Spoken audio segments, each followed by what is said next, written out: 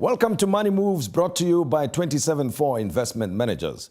Tonight we discuss savings and wealth management with Thishen Chetty, who's a wealth manager at Pioneer Wealth Managers. And Thishen, pleasure to have you with us. Thank you very much for having me, Tom. And much appreciated. Wealth management, tell me a bit about your company, Pioneer Wealth Managers. Well, Pioneer is a wealth management business within the 274 group of companies. We've been around for about 30 years and we have a stellar record with our clients and delivering service over those 30 years.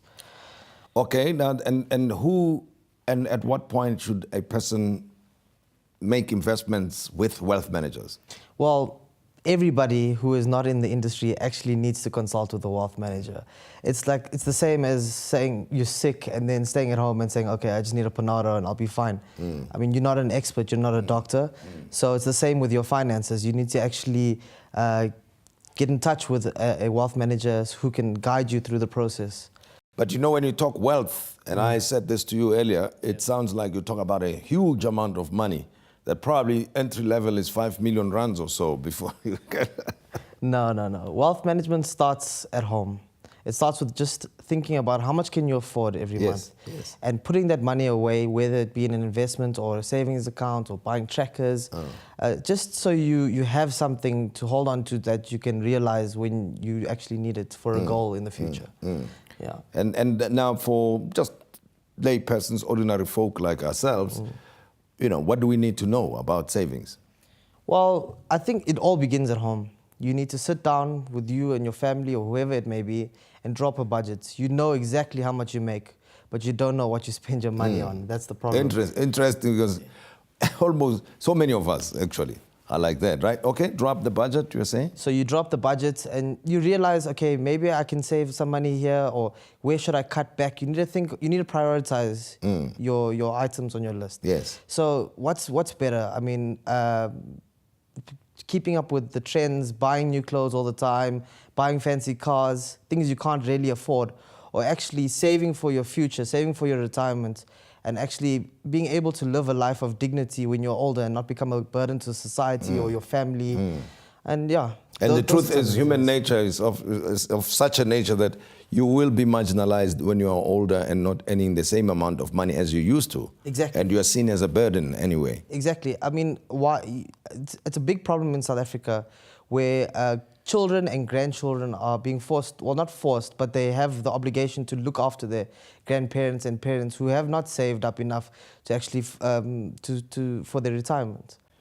Now, what is the current state of savings in South Africa, given the fact that majority of us do not draw up budgets and do not know how much we have in reserve that we can put aside for savings? The savings culture in South Africa is very, very poor, and it's an historic one. The government has actually introduced tax-free savings accounts now to actually encourage people to save.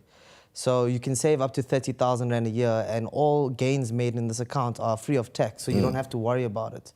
It's 30,000 a year and 500,000 over your lifetime. So it's quite a significant sum of money that you can save tax-free, and I think it's a great tool for people to start using and actually, using for savings. Now, obviously, you've got to start with yourself and, as you said, consult with your family and drop a budget and also take advantage of these incentives that are there, are available now. In a family context, how should parents inculcate this culture in their children? Well, I think South Africans, well, the community I was brought up into, you would save if you want something, if you really want something badly, like if you wanted a new game or a new pair of sneakers, you'd save up enough so your parents could help you out with $100 here or there to actually achieve that goal. So I think people need to actually teach their children that nothing comes for free. If you want something of value or something that you really, really want, you need to save and you need to actually apply your mind. Things don't come for free. And a good way of actually instilling that in your children is to actually save with them. So you say to them, okay, for every 1 Rand you save, I will match that 1 Rand. Yes. And together you can actually achieve together what you we want. can do more. Exactly. So be political about it. Together we can do more. Yes. Now, wealth management, is it for wealthy people, as the word implies, or is it for any one of us? Everybody needs it. Everybody needs to know about their finances. The problem is a lot of people don't pay enough attention, and some people just don't have the time. I mean, a busy man doesn't really think about, okay, I need to save for my retirement. I need to save for my child's education. They're too busy on the go, doing their job, getting home, you're tired. You don't have the time or the actual energy to think about these things. That's where a wealth manager actually comes into play. He helps you understand, firstly, what are you getting yourself into? Where do you need to go? He develops a plan for you. And then just with your commitment, you can achieve those goals and be financially free. Tell me about the Pioneer Wealth Management process, if there's anything unique about it that we need to know. Well, I said Pioneer, we use a 4-step approach. The first step being discovery. So we get to know our clients, get to understand what are their future ambitions, how many children do they have, what do they want to do, where do they want to retire, what do they want to do when they retire. It's all those kinds of things, life goals, and obviously things are ever changing. So we get to know our clients very, very well, first of all, and we actually sit down with them and discuss these things. And with them, we draw up a budget with them and see how much do they actually need per month or per year or per quarter to actually put away into savings or into investments to actually be able to realize those goals. The second step is actually developing the roadmap. It shows us the path that we need to stick to in order to reach those goals. The third step is actually the implementation of the whole process. So where we decide, okay, take in your current risk profile, your age, your appetite for risk.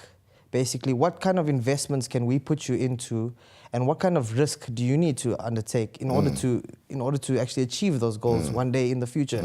The problem with these things is that it's not tangible right now. It's something for the future. So it's sometimes difficult to get people to understand that. But I think people are starting to come around.